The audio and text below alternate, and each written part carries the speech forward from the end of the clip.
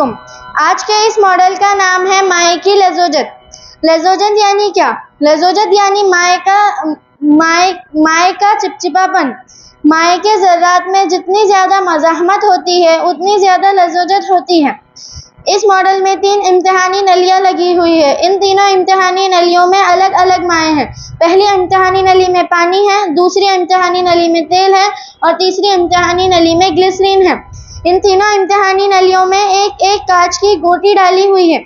चलिए हम इसे उल्टा कर देखते हैं। जैसा कि आप सबने देखा, पानी वाली गोटी सबसे पहले नीचे आती है, तेल वाली उसके बाद आती है और ग्लिसरीन वाली अभी तक आ रही है। चलिए एक और बार देखते हैं।